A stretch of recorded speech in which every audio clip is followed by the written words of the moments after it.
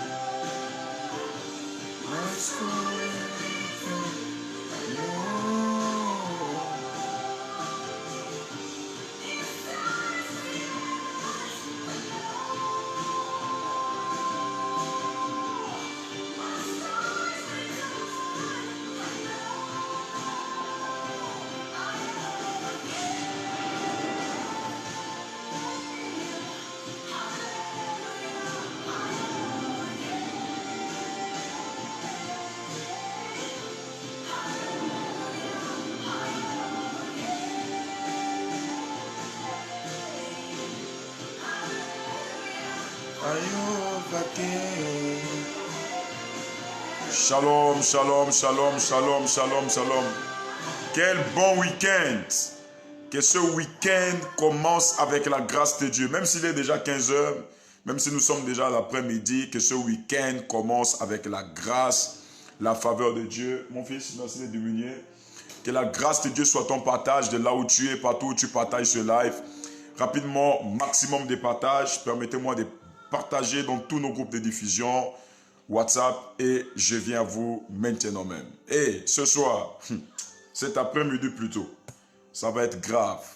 L'annonce que je vais faire va introduire même le message que nous allons donner ce soir. Gloire à Dieu. Ok, il me reste juste 8 groupes de diffusion à partager. Et je reviens. DJ, mets le son. Voilà.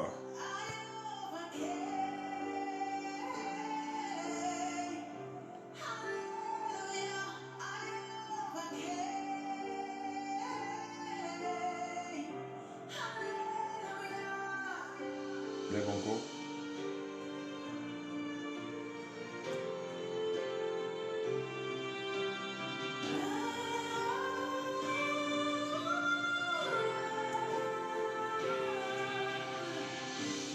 Alléluia, Jesus.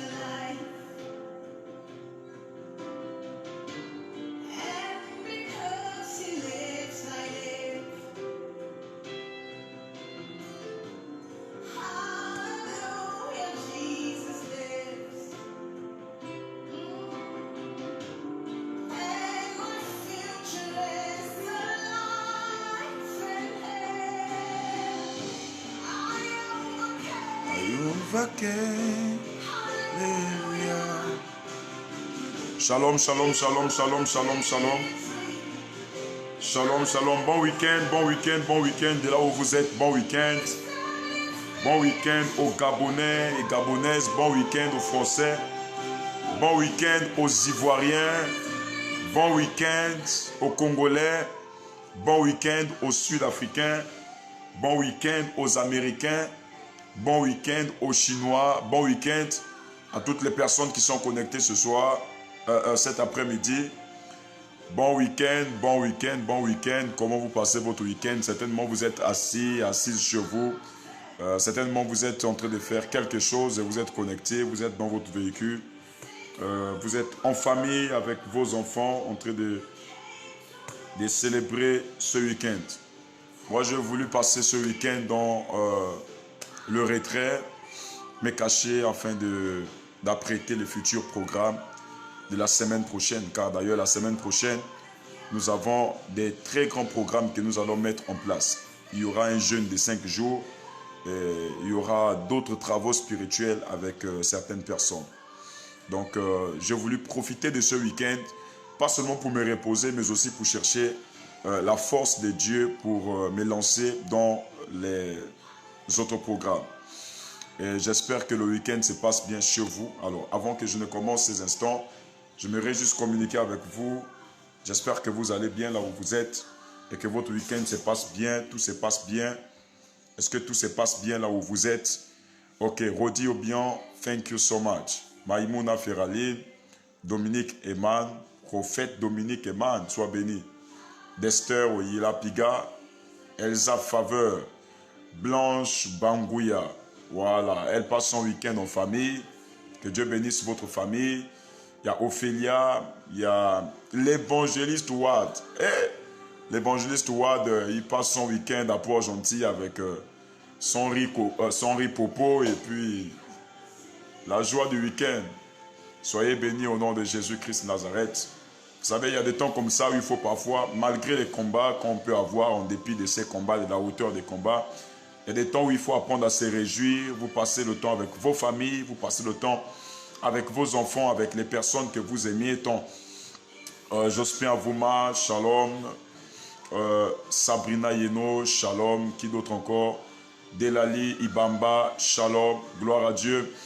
Maximum de partage. Partageons ce live. Invitons des amis, invitons des bien-aimés.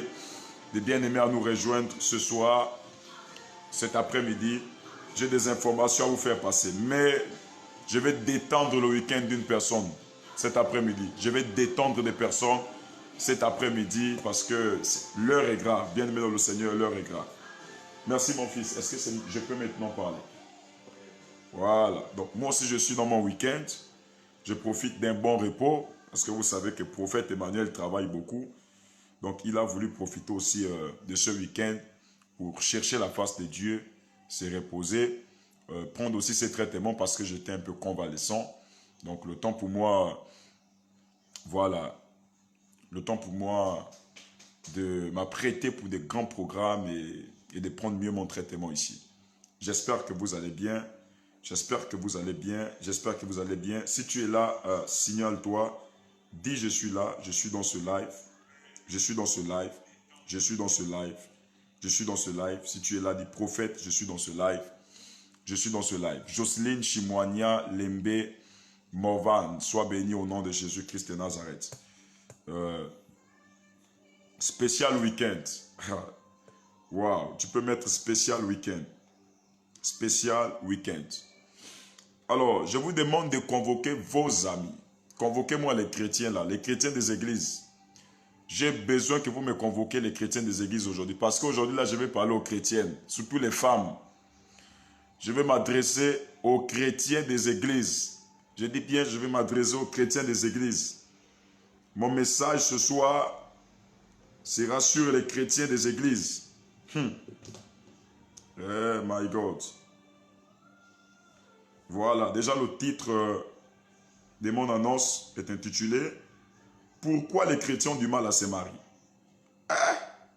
Pourquoi les chrétiens ont du mal à se marier? Pourquoi les chrétiens ont du mal à se marier? Question. Pourquoi les chrétiens ont du mal à se marier? Je mets 3 points d'interrogation. Pourquoi des chrétiens ont du mal à se marier? Alors là où tu es, tu peux poser la question à quelqu'un ou si tu as la réponse, tu peux donner la réponse. Gloire à Dieu. En cet après-midi, pour détendre le week-end et pour faire passer mes annonces des futurs programmes, j'aimerais aborder sur une thématique. Pourquoi des chrétiens ont du mal à se marier? Je dis, convoquez-moi les chrétiens des églises. Surtout les chrétiens célibataires, les chrétiens qui partent dans les églises pour je veux le mariage, évangéliste Wad, je veux me marier, je vais rencontrer mon Boaz, je vais rencontrer l'homme de ma vie, je vais rencontrer la femme de ma vie. Les chrétiens qui attendent de recevoir les révélations pour se marier là, convoquez-moi les chrétiens là ici, je vais parler avec eux. Je vais parler à tous ces chrétiens-là. Convoquez-moi les chrétiens des mariages ici. Les chrétiens qui rentrent dans les églises pour chercher les mariages. Tu peux poser la question, pourquoi les chrétiens ont du mal à se marier? C'est la question que je te pose ce soir. Pourquoi des chrétiens ont du mal à se marier? Question pour un champion. Question pour un champion. Pourquoi des chrétiens ont du mal à se marier? Et ça compliqué, papa. L'affaire là est compliquée. L'affaire des célibats dans les églises, c'est compliqué. Et bien aimé dans le Seigneur, 90% des chrétiens qui partent à l'église d'abord pour leurs intérêts, pour leurs problèmes. Je dis bien, 90% des chrétiens qui partent à l'église partent là-bas pour leurs problèmes. C'est-à-dire leurs difficultés, leurs soucis. Peu sont ceux qui partent pour l'intérêt là-bas du royaume de Dieu. Je m'en vais chercher le ciel. Je m'en vais chercher... Même moi-même là, quand je suis allé à l'église pour la première fois, c'était un problème qui m'avait amené là-bas. Et la majorité des problèmes aujourd'hui qui animent les chrétiens dans nos églises, nos mamans, nos papas, c'est la question du mariage. Mais en tant que prophète ce soir, j'aimerais déjà vous avertir et vous tenir informé d'un grand programme que nous organisons ce soir à partir de 20h pile heure du Gabon. Ça va chauffer. Ça va chauffer. Il y a des servantes de Dieu qui travailleront sur cette plateforme. Ce sont mes filles. Elles vont travailler sur cette plateforme depuis la France. Je crois qu'elles apporteront un message puissant intitulé « Je dois rencontrer le Boaz de ma destinée prophétique ». C'est-à-dire pour les chrétiennes qui ne se marient pas là. Mais avant d'arriver à 20h là, laissez-moi commencer avec ça là maintenant. Parce que j'étais là, j'étais en train de me reposer. Le médecin m'a dit, repose-toi.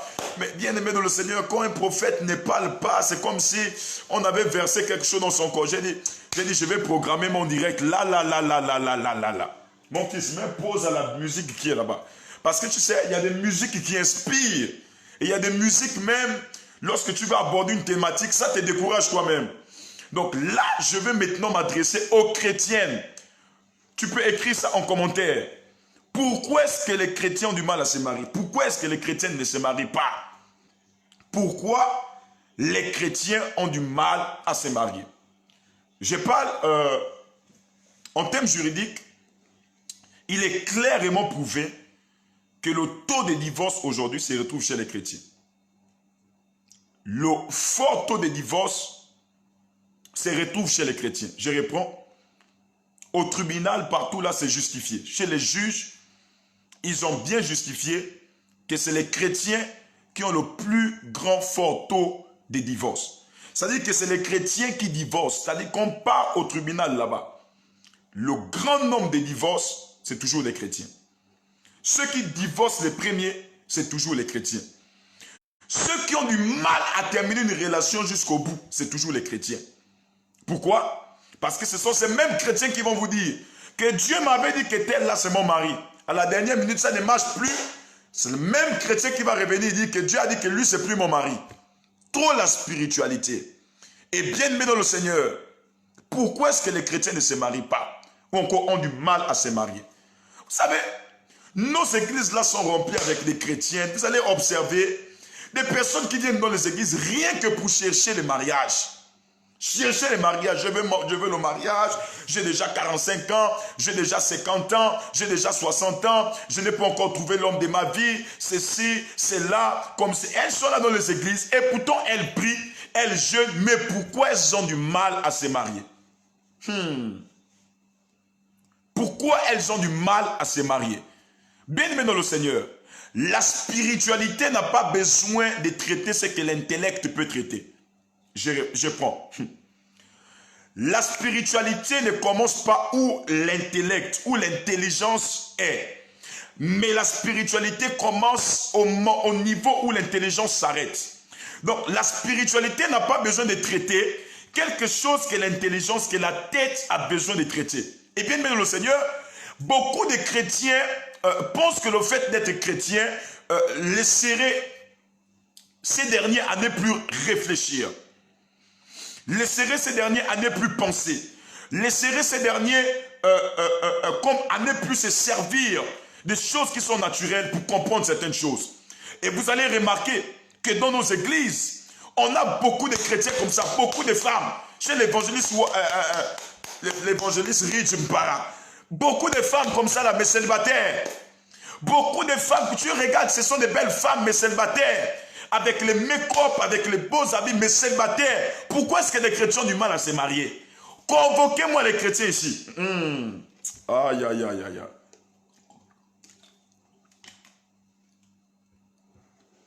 Vous voyez des gens qui viennent chaque dimanche à l'église. Disons, le prophète va prophétiser qui sera mon futur mari. Le prophète va dire qui sera ma future femme. Le prophète va dire qui sera ceci ou qui sera cela, qui sera comme ça. Vous savez, même l'histoire des mariages des chrétiens là, ce n'est pas de nos jours. C'est depuis même dans la Bible. Je prends l'histoire de Sarah. Sarah était avec un homme qui s'appelait Abraham. C'est-à-dire qu'à un moment donné, Abraham était déjà fatigué d'elle. Mais la femme là, non seulement elle ne m'a pas donné un enfant, et puis elle commence à vieillir, c'est-à-dire qu'elle me fatigue. À un moment donné, Abraham marchait avec Sarah et considérait Sarah comme étant sa sœur. Et j'ai compris pourquoi est-ce que Abraham, devant le roi Abimelech, a dit que Sarah n'était pas sa femme, mais plutôt sa sœur.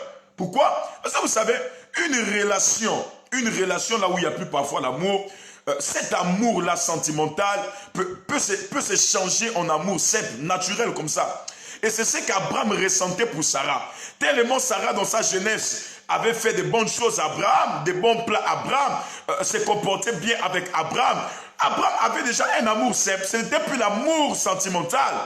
Abraham avait déjà les yeux sur la servante Léa, donc Abraham n'avait plus le temps de Sarah. Tout ce que Sarah pouvait faire là, lui s'en foutait déjà de Sarah. Et c'est l'image des chrétiens. C'est-à-dire, vous allez remarquer que des chrétiens qui sont là dans les églises viennent là.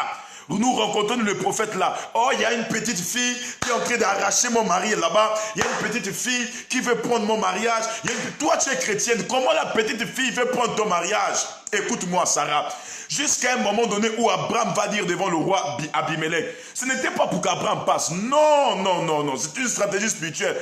Abraham va dire que celle-là, c'est ma soeur. Certainement, Sarah s'est fâchée pour dire, ah, moi qui suis ta femme, tu me présentes devant les gens comme étant ta soeur. Abraham, tu ne m'aimes plus. Oh. Abraham, tu ne me respectes plus. Abraham, c'est-à-dire qu'Abraham a trouvé le moyen de se débarrasser de Sarah. Abraham trouvait le moyen de se débarrasser de Sarah. Je réponds. Abraham trouvait là le moyen de se débarrasser de Sarah. Parce qu'il savait que s'il présentait Sarah comme étant sa soeur, il se pourrait que le roi Abimelech puisse tomber amoureux d'elle et puisse lui demander comme étant une femme. Et en retour, si le roi demande Sarah comme femme, ce serait bénéfique pour Abraham parce qu'Abraham mangera la dot de sa soeur. Donc c'est dans cet élan-là qu'Abraham fait sa mamaille en présentant Sarah comme étant sa soeur. La Bible déclare que lorsque Sarah va aller rencontrer le roi Abimelech, le roi Abimelech va d'abord faire passer Sarah par ce qu'on appelle des soins, des aromates, cinnamon. On va frotter tout type de parfum sur Sarah. Sarah va se laver, elle va se nettoyer, elle va être bien propre. Au moment où le roi Abimelech voulait coucher avec Sarah, la Bible déclare que Dieu s'est révélé à Abimelech au milieu de la nuit et dit, ne touche pas cette femme, car cette femme, c'est la femme d'un prophète. Son mari, c'est Abraham qui est là-bas. Et il a dit à Abraham, pourquoi tu m'as menti? Mais regardez, ce qui était surprenant, c'est que quand Abraham revoit Sarah, Abraham est étonné. Il dit, mais attends, qu'est-ce qui s'est passé? La Bible précise que le visage de Sarah brillait. Sarah était devenue belle. À cause de quoi? À cause des soins qu'elle avait eus dans la maison du roi. Bien-aimé dans le Seigneur, depuis 2 semaines passées, je prêche ici sur un thème sur vaincre l'odeur de la mort. Mais là, ce soir, nous allons parler sur le thème pourquoi est-ce que les chrétiens ont du mal à se marier. Pourquoi est-ce que les chrétiens ont du mal à se marier?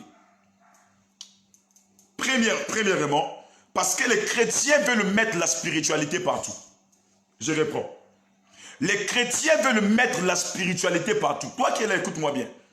Le problème, c'est que beaucoup de chrétiens veulent mettre la spiritualité partout. Même dans les mariages, beaucoup veulent mettre la spiritualité. C'est-à-dire, vous allez remarquer des chrétiennes qui viennent comme ça dans les églises. La chrétienne là attend de se marier le jour où Dieu descendra du ciel pour dire que voici ton mari. Écoute-moi, je ne sais pas le passage que tu as trouvé dans la Bible là où on t'a dit que Jésus prophétisa à une femme dans la Bible que tel là c'est ton mari, tel là c'est ton... La Bible déclare que Jésus a parlé à la femme samaritaine. Mais Jésus n'a pas dit que tel c'est ton mari. Jésus a dit que le 5, la personne n'est ton mari. Jésus n'a pas... Vous savez, Dieu s'est désengagé d'affaire des relations là, à faire des mariages depuis le jour où Adam l'avait accusé dans le jardin d'Éden comme étant responsable de sa chute, parce que c'est lui qui avait donné, qui lui avait donné Ève. Et Adam a dit ceci, c'est toi qui m'as donné cette femme, c'est cette femme qui m'a fait pécher. C'est la femme que tu m'as donnée. Depuis ce jour-là, Dieu a dit que chaque homme soit libre ou chaque femme soit libre d'épouser qui elle veut. Écoutez-moi, il y a beaucoup de personnes qui sont dans les églises comme ça. Beaucoup de personnes qui sont dans les églises qui attendent se marier par prophétie ou encore se marier par prophétie. Vous allez remarquer, quelqu'un qui est venu comme ça, une dame, je vais vous expliquer une histoire. Un jour, une dame décide de venir dans une église. Cette dame était vraiment, elle a prié, elle a fait des études, multimilliardaire, millionnaire. Je vous dis, elle était bien placée. Lorsqu'elle vient dans l'église, il y a un frère qui était attiré par la sœur. Donc le frère étant attiré par la sœur, commençait à halluciner la nuit, il faisait les rêves. Et dans ces rêves-là, il voyait qu'il passait le temps avec la sœur, il voyait que c'était ça, c'était la femme, c'est ci, c'est là, à gauche, à droite.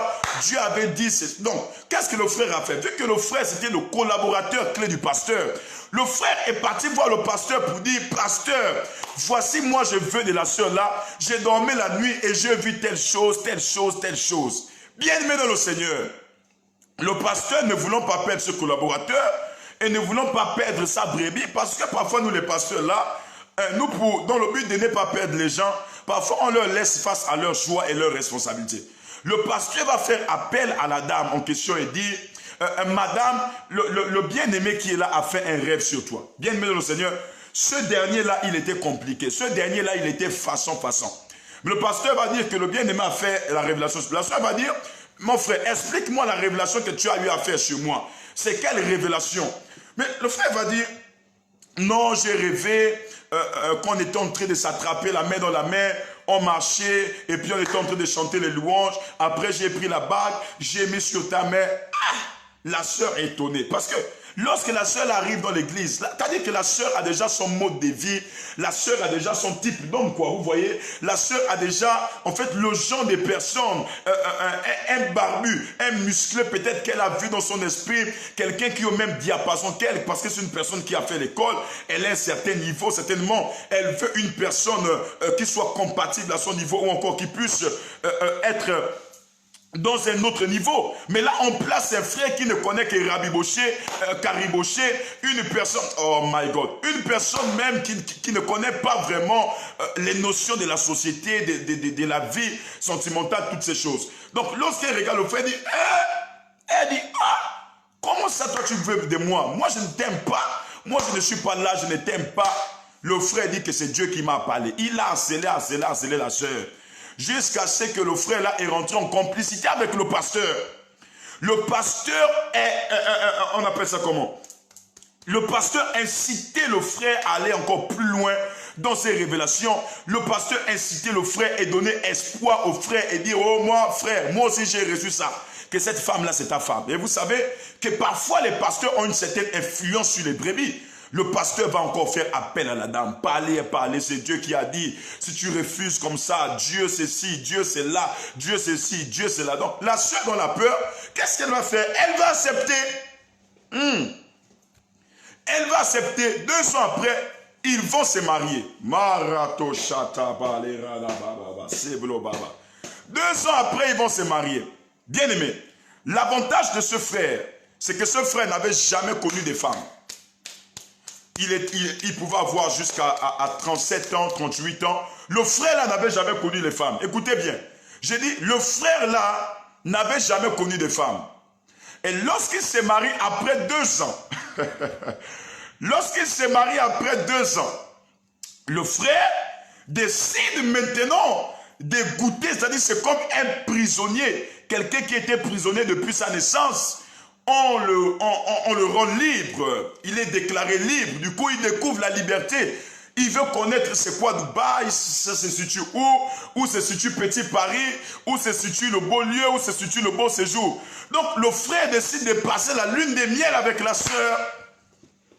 Le frère décide de passer la lune de miel avec la sœur.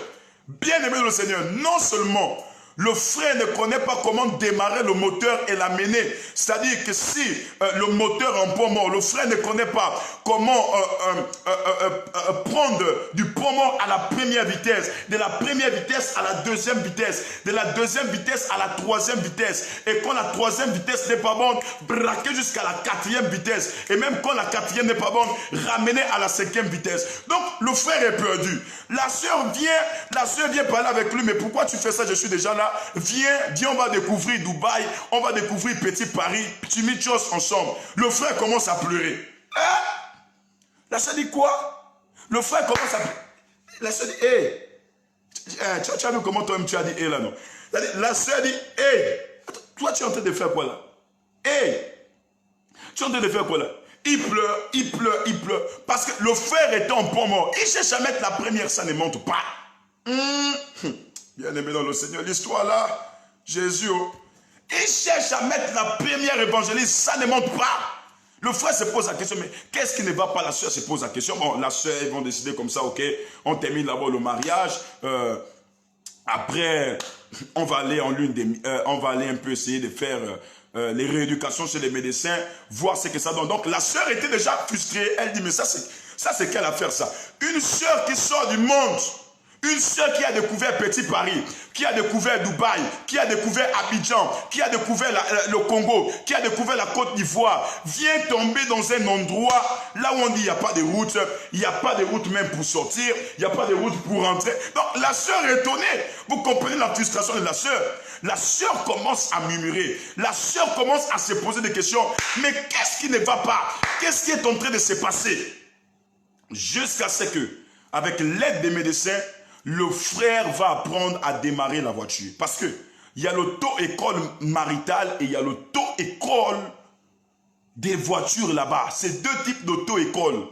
Donc le frère va apprendre comment démarrer la voiture, première, deuxième, troisième.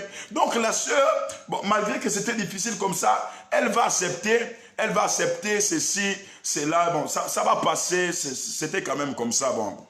Voilà, c'était quand même comme ça. Et bien, le Seigneur, lorsque le frère là va découvrir comment on roule la voiture, comment on amène une vitesse de point mort à la première vitesse, de la première vitesse à la deuxième, de la deuxième à la troisième, bien aimé le Seigneur, c'est comme si le frère découvrait quelque chose qu'il n'avait jamais découvert. Le frère va aller rouler les voitures là sur toutes les routes. Toutes les routes.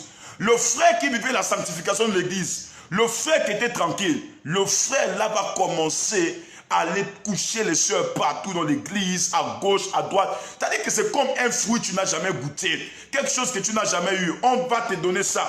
Donc le frère, il était étonné. Donc il était déjà à gauche, à droite, partout. Et qu'est-ce que la sœur a fait? La sœur ne pouvait pas supporter.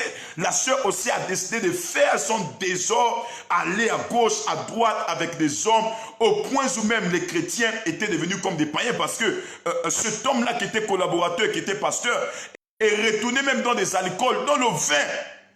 Je reprends. Il est retourné même dans le vin. Il a repris à boire le vin et puis c'était vraiment terrible, c'était vraiment compliqué. Au point où, bien aimé dans le Seigneur, l'un d'eux va perdre la vie. De quelle manière? Un jour, pendant qu'ils étaient ensemble dans la maison, il va avoir une dispute. Et pendant la dispute, le frère va décider de porter main à la femme. Et lorsqu'il va porter main à la femme, il va étrangler la femme et la femme va mourir. C'est une histoire qui a chauffé ici au Gabon. Une histoire qui a chauffé ici au Gabon. Et bien aimé, la famille de cette sœur-là est sortie pour dire, on n'était pas contre, on n'était pas d'accord de ce mariage. Mais vu que votre pasteur était d'accord, voici comment notre fille allait se livrer. La fille allait se marier par révélation et elle est morte. Bien aimé, Seigneur, on ne se marie pas par révélation. La première erreur, faisons en sorte que les chrétiens ont du mal à se marier dans les églises parce qu'ils veulent tout spiritualiser. Je réponds, ils veulent tous spiritualiser. C'est vrai que Dieu te donnera un mari dans son plan. Mais est-ce que de nos jours, on doit encore se marier par les rêves? On doit se marier. Et même si c'est un rêve, je me dis que vous deux, vous devez faire le même rêve. Ce n'est pas qu'une personne quitte ailleurs et dit, j'ai fait ce rêve, que tu es ma femme. Toi aussi, sans réfléchir, sans analyser, tu te lances dedans. Ce que tu vas connaître après, ce sera grave. C'est ce qui fait en sorte que le taux de divorce dans les tribunaux là-bas, c'est les chrétiens. Pourquoi? Parce que les chrétiens se marient par révélation, ne connaissant pas les véritables réalités du foyer. Voyez, ne connaissant pas les véritables réalités du foyer. Et lorsqu'ils vont commencer, my God, à se mettre ensemble dans le foyer, ils vont découvrir certaines choses.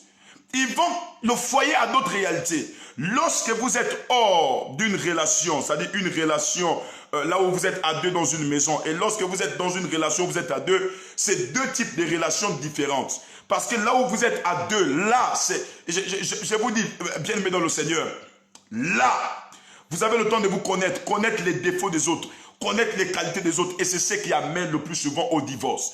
Parce que la révélation que toi tu as eue là, la révélation t'a seulement dit que je serai ta femme, ou encore tu seras mon mari, mais la révélation ne t'a pas certainement montré les défauts que j'ai, ne t'a pas montré les esprits qui me poursuivent, les lois anti-mariage que j'ai.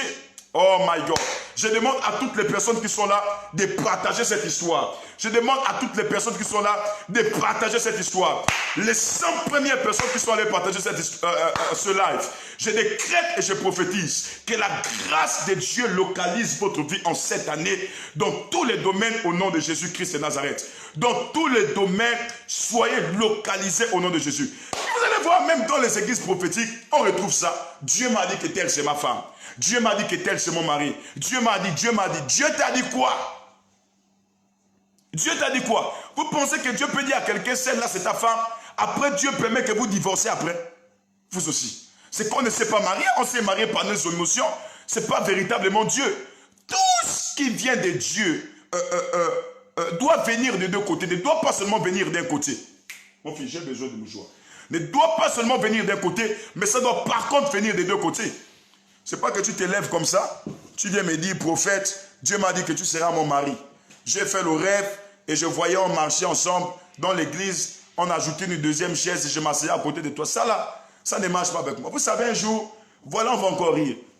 Un jour, il y a des femmes qui se sont levées pour dire que oh, Dieu leur a dit que moi je serai leur mari.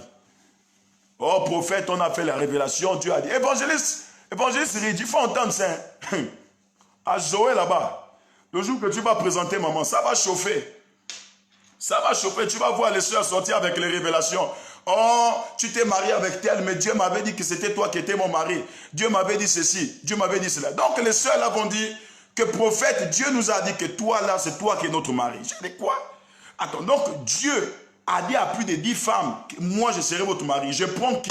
Je laisse qui? Comment Dieu va aller parler à plus de 10 femmes ou plus de 20 femmes en disant ceci, prophète, Dieu m'a dit que c'est toi l'homme de ma vie. C'est vrai, on ne refuse pas la révélation. Mais est-ce que vous pensez que Dieu va donner à un homme, Dieu va donner à un prophète plus de 10 femmes? Je vous dis que ce sont des fausses révélations. Les révélations des mariages dans les églises, là, c'est des fausses révélations. On ne se marie pas sous la base d'un rêve. Ce n'est pas le rêve qui caractérise un foyer. Mais on se marie plutôt sur les principes qui sont naturels, fondés sur les choses naturelles là-bas. Nous vivons dans un monde des réalités. La spiritualité, c'est la spiritualité est un support pour nous aider. Mais on ne se marie pas d'abord parce qu'on a fait un rêve où on est en train de marcher avec une personne. Jamais de la vie. Et vous allez voir des chrétiennes comme ça qui courent derrière les prophètes. Qui sera mon mari? Écoute-moi. Le prophète peut te donner quelques détails, mais il ne te donnera jamais les précisions possibles. Quand ton mari c'est comme ci, comme ça. Toi-même, si c'est ton mari, tu dois avoir ce qu'on appelle le sentiment mon corps. C'est-à-dire que lorsque tu vois l'homme, automatiquement tu dois savoir que lui là c'est mon mari. Ok, demandez à Joël de faire le scospotage sur toutes les pages s'il vous plaît. Lorsque tu vois l'homme, tu dois savoir automatiquement que lui là c'est mon mari. Ce n'est pas des choses d'abord de révélations. Tu n'aimes même pas la personne, mais on te dit que c'est ton mari. Tu ne veux même pas, il n'y a rien qui attire, on te dit c'est ton mari. Toi, tu es là aussi à l'aveuglette. Bon, puisque c'est le pasteur qui a dit, je suis obligé de l'épouser, ceci, cela, je suis obligé d'être avec lui. Écoute, ce n'est pas le pasteur qui va vivre ton foyer. Ce n'est pas la sœur qui a fait la révélation là, qui va vivre ton foyer. Hein? Ce n'est pas la soeur qui a fait la révélation là. Qui va vivre ton foyer? Est-ce que pour te marier, tu as besoin d'un rêve chrétien? Surtout les chrétiens des églises éveillées. Est-ce que vous avez besoin d'un rêve? Dieu m'a parlé la nuit, il m'a dit que toi tu es ma femme, il m'a dit ceci, cela. C'est-à-dire que si un frère vient t'apporter une révélation comme ça, il faut seulement lui dire, ok, c'est bien, Dieu t'a dit que je serai ton mari. Est-ce que Dieu t'a dit là, quand Dieu t'a dit que toi tu seras mon mari là, Dieu t'a dit aussi que moi dans ma tête là, j'ai mes exigences et j'ai mes choix. Dieu là aussi t'a dit que moi là je suis comme ci, comme cela. Dieu t'a présenté ma véritable vision. Dieu t'a présenté qui je suis véritablement. Et là tu vas entendre la révélation. Dieu m'a dit, oh, que tu seras ma femme. Et Dieu aussi t'a dit que quand je serai malade un jour, toi tu auras la capacité de faire sortir l'argent dans tes poches pour m'amener à l'hôpital. Question. Dieu t'a dit qu'un jour, lorsqu'on aura les pires moments, tu seras là à côté de moi pour me soutenir.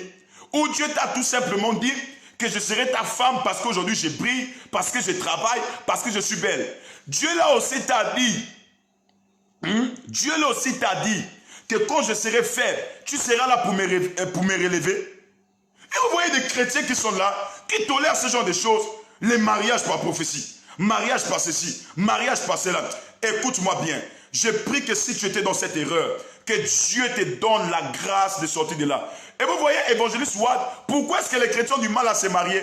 Parce que beaucoup de chrétiens et chrétiennes ont ce slogan de dire, ok, moi j'attends l'orientation de Dieu, j'attends ce que Dieu va me dire. Tu vas attendre longtemps. Dieu ne descendra jamais au ciel avec un homme pour dire que voici ton mari. Maman, je te décourage.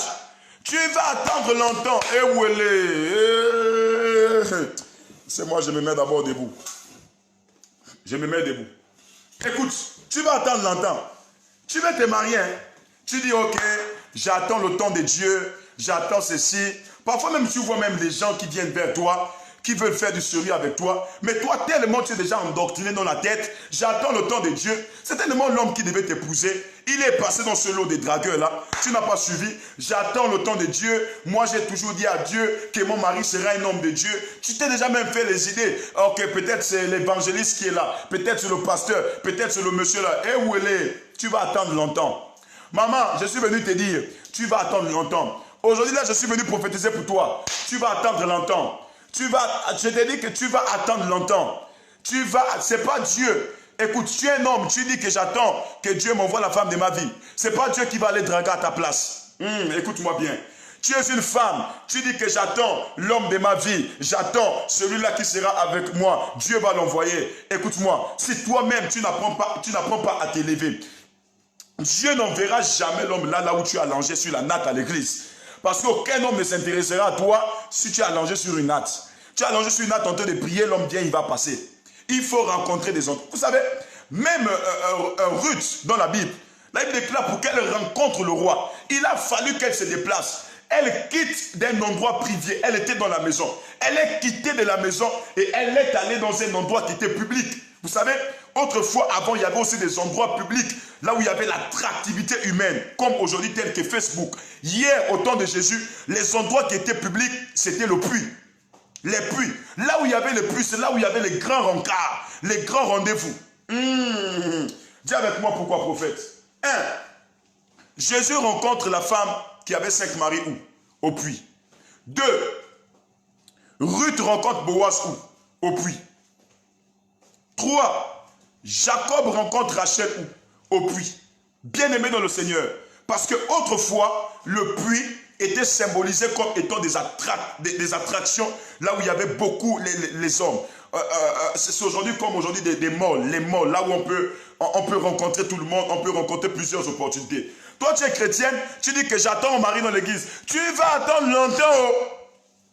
Écoute, tu vas attendre longtemps. Et vous voyez comme ça des chrétiens, tellement ils sont déjà fatigués du célibat, obligés de frotter le make-up. Tu as le make-up là sur le visage, comme un mouton qui a mâché le sachet.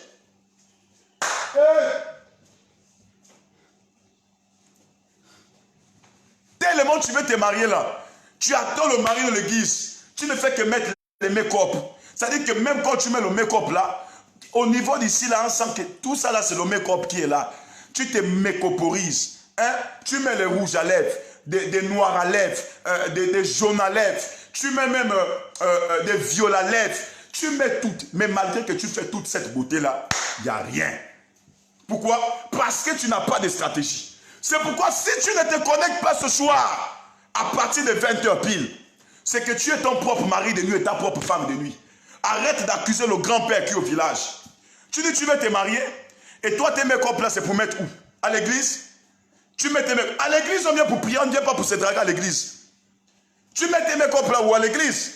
Tu dis que tu vas rencontrer ton mari à l'église. Écoute, c'est pas à l'église. L'église c'est pas la rencontre des mariages. On part à l'église pour rencontrer Dieu, pas pour rencontrer mon mari.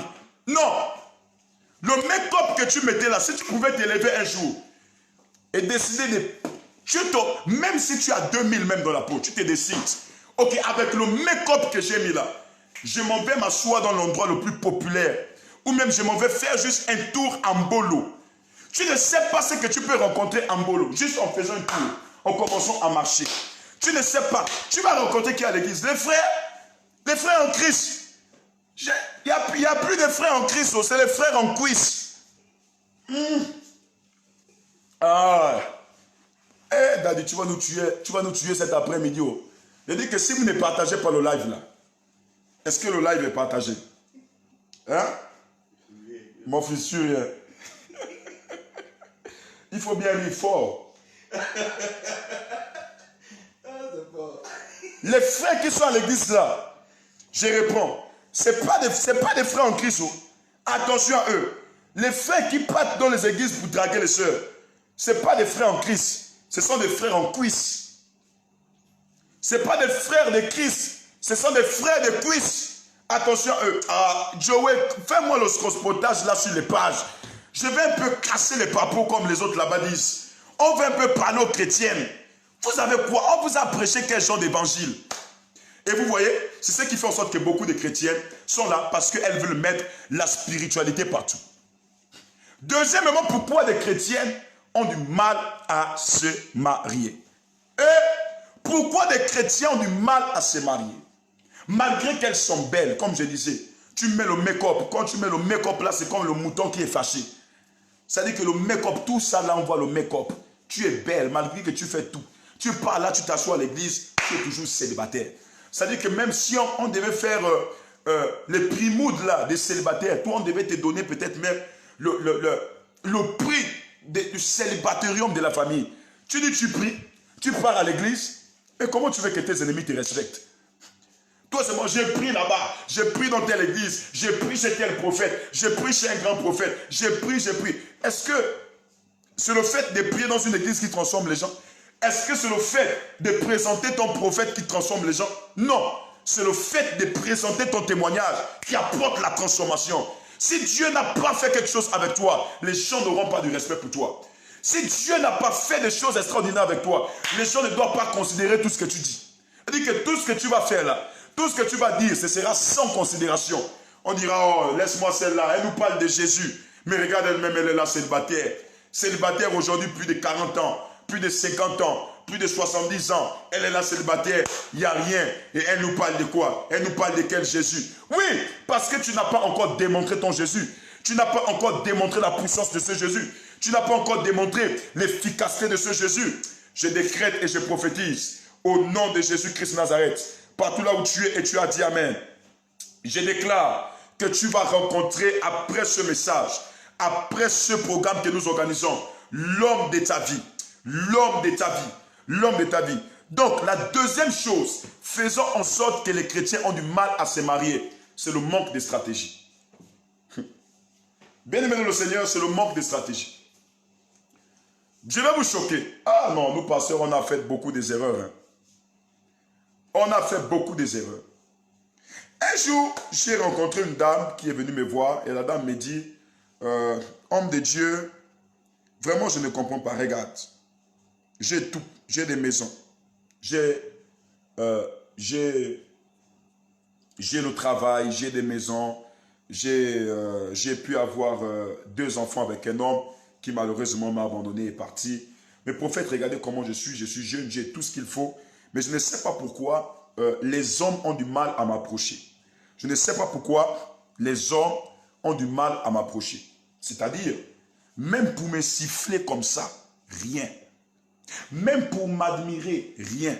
C'est-à-dire que parfois, même quand je marche avec des personnes, ces personnes-là ne ressemblent même à rien. Ces personnes-là n'ont pas plus que moi-même en termes de beauté. Mais c'est toujours ces personnes-là qu'on va regarder. Prophète, j'aimerais savoir, pourquoi malgré ma beauté, pourquoi malgré ce que j'ai, je suis toujours en arrière. Moi, on ne me regarde jamais. On ne me considère jamais. On ne prête pas attention sur tout ce que j'ai fait. Et je vais dire ceci à la dame. Écoute, j'ai dit que toi, tes connaissants, on t'a tellement fait des délivrances. Elle dit oui. Et j'ai dit dans tes délivrances-là, on t'a chassé quel esprit? Elle me dit, on a chassé l'esprit de séduction. Aïe, aïe, aïe, aïe, aïe, aïe, aïe, aïe, aïe, aïe, la bosse pravakash. J'ai dit que quand tu as fait des délivrances, non, oui. Mais dans tes délivrances, là, dis-moi, on t'a chassé quel esprit? Elle dit, prophète, on m'a chassé l'esprit de séduction. J'ai dit que quel est cet homme qui peut être attiré par une femme qui ne le séduit pas? Prophète, tu es en train de nous dire quoi? Que donc l'esprit de séduction ne le chasse pas.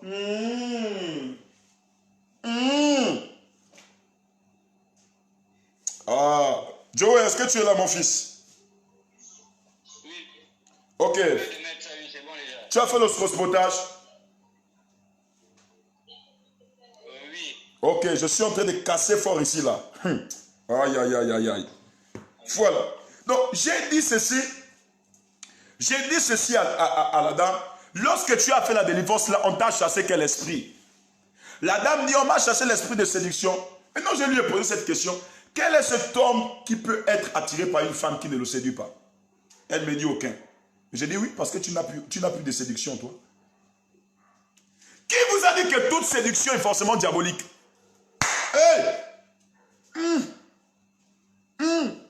Aïe, aïe, aïe, aïe, aïe, aïe, aïe, aïe, Yobé, mystère. Qui vous a dit que toute séduction est forcément diabolique? C'est la question que je te pose. Toi, le problème, c'est que tu es parti dans les églises. Et dans les églises, là-bas, on t'a enlevé tout. Parce qu'on a confondu tout à la Jézabel. Vous allez remarquer que des chrétiens, lorsqu'elles partent dans les églises, surtout des femmes, lorsqu'elles sont belles, elles font un an dans la foi, elles vont faner. Vous n'avez jamais remarqué? La majorité des belles femmes qui vont dans les églises là, regardez, la personne sort du monde là, elle était belle. Quand tu regardes la femme comme ça, tu veux même pécher. Lorsqu'elle fait 1 an, 2 ans dans l'église, elle va faner. Vous connaissez pourquoi? Parce que nous, dans nos églises, tout ce qui est beau, c'est synonyme de la séduction de Jézabel. Tout ce qui brille, c'est synonyme de la séduction de Jézabel. Lorsqu'on voit une femme bien s'habiller, on dit qu'elle a l'esprit de sirène. C'est vrai ou faux? Lorsqu'on voit une femme toujours propre, on dit qu'elle a l'esprit de séduction. Elle est venue séduire le pasteur. Elle est venue séduire le prophète. Donc ça fait en sorte que la personne se sent culpabilisée au-dedans d'elle. De peur de frustrer les gens, la personne ne s'entretient plus. Mais je vous dis la vérité. Toutes les chrétiennes qui viennent bien chomper, comme on dit ici dans les églises. Les chrétiennes qui viennent propres dans les églises. Qui brillent quand elles viennent dans les églises. Remarquez, 1 an, 2 ans. La deuxième année, elles vont faner. Pourquoi? Parce que vous allez remarquer, lorsque vous êtes chrétien, ça dit que beaucoup de personnes ont limité le christianisme. Pour eux, le christianisme, c'est quelque chose qui ne doit pas être bien, c'est quelque chose qui ne doit pas briller de manière naturelle. Ça dit que lorsque ça brille, on dit non, tu es matérialiste. Lorsque ça brille, on dit non, ça c'est la sirène. Et lorsque la sœur était allée dans l'église, c'est une sœur qui brillait tellement. Mais on faisait la délivrance tous les jours. Tous les jours. Le pasteur disait qu'il ne porte plus, t'habille plus bien, habille-toi de manière bizarre. Et vous voyez des chrétiennes souvent comme ça, dans les églises, après se plaignent que mon mari ne m'aime pas. Tu es toujours là avec des pagnes, on dirait, pardon, autant de Donna Benja, et que les gros pagnes, tu es là même sur le soleil, à 14 heures, tu es là avec le pagne, Tu pars dormir même la nuit avec ton mari, avec le pagne. C'est-à-dire que tu ne te gênes pas. Pourquoi? Parce que dans l'église, on t'a dit que tout ce qui est simple là, c'est ça là qui plaît à Dieu. Dieu n'est pas dans les grandes choses. Dieu n'est pas dans les choses qui brillent. Il faut être pauvre, il faut être simple, il faut être humble pour aller au royaume de Dieu. Hein? On t'a dit ça. Hein? Nous sommes dans un monde de réalité. Maman, continue à porter les pagnes. Continue à te négliger. Continue à te négliger parce que ton pasteur a dit que quand tu t'habilles comme ça, c'est la séduction. La chisa du dehors là, je prophétise même qu'elle va arracher ton mari. Continue comme ça. La chisa du dehors là, elle va aller, elle va prendre ton mari. La petite chisa là que tu observes là, c'est elle qui va arracher ton mari. Pourquoi? Parce que lorsque ton mari rentre chez toi, ce qu'il voit dehors, c'est contraire à ce qu'il voit à la maison. Ce qu'il voit dehors, c'est que parfois on cherche à aller chasser les démons loin. Parfois on cherche les démons, c'est mon grand-père, c'est ma grand-mère qui me fait ça, c'est ma grand-mère qui veut me tuer. Mais regarde là-bas même toi-même, ta manière de t'habiller. Tu es dans une église, à un moment donné tu filmais, et on a dit que là c'est la séduction. Tu as décidé de t'habiller mal, tu t'habilles déjà d'une mauvaise manière, ça dit que même t'es parfumé, tu ne te parfumes plus. Et lorsque ton mari vient la nuit à la maison, le soir à la maison, ça dit qu'il dort même avec toi parce que ça dit qu'il est économiquement faible. C'est-à-dire que s'il avait beaucoup d'argent, là, il devait aller louer notre appartement ailleurs pour aller dormir avec la chisa. Mais il est obligé d'aller dormir avec la chisa. Pourquoi? Parce que lorsqu'il part chez la chisa là-bas, la chisa là a une manière de s'habiller. Lorsque le vieux regarde comme ça réveille encore ses anciens souvenirs de la jeunesse. Lorsqu'il regarde comme ça là, je dis que même si la chisa l'a dit, allons je t'invite dans l'église de ta femme là-bas, il va venir. Toi depuis tu invites ton mari, allons à l'église, il ne vient jamais. Si c'est la chisa qui invite à cause de l'amour, il va venir là-bas. Donc je parle avec la dame. Je dis, madame, on a prié pour ton nom, lever quel démon? Le démon de la séduction. Mais je dis, mais pourquoi tu te plains que les hommes ne déchiffrent pas, aucun homme ne prête attention sur toi? Quel est cet homme qui va être attiré par une femme qui ne le séduit pas? Et j'ai dit ceci, beaucoup de chrétiens font des erreurs dans les messages. Beaucoup de chrétiens font des erreurs, même dans leur délivrance. Même dans leur délivrance. Si on t'enlève toute la séduction, soit disant que la séduction c'est la sirène, il y a la bonne séduction. La Bible déclare que la reine Esther séduisit le roi. De quel type de séduction on parle ici? C'est de la séduction qui vient de Dieu. Toute séduction n'est pas forcément diabolique. Dans ce cadre-là, c'est-à-dire c'est le charme. Une femme devant son mari doit apprendre à charmer, doit apprendre à l'attirer, doit apprendre à le récupérer. Comment la reine Esther, parmi plusieurs concubines, elle a fait pour arracher le roi Assuérus devant toutes ces personnes qui étaient là? Vous pensez que c'était juste une affaire d'Alléluia, Amen? C'était une affaire de Rabibo, Baraba, c'était seulement ça? Jamais! C'était par contre une affaire de stratégie. La manière dont elle s'habillait, la manière dont elle parfumait, c'était bien. Mais si nous on était les pasteurs au temps de la reine Esther, on devait dire que Esther, oh, arrête ce que tu allais faire là, parce qu'Esther a fait 6 mois de traitement. 6 mois, elle s'est lavée. 6 mois, elle était clean. Si c'était à notre temps là, on devait dire que Esther, arrête ça. Ça, c'est l'esprit de séduction.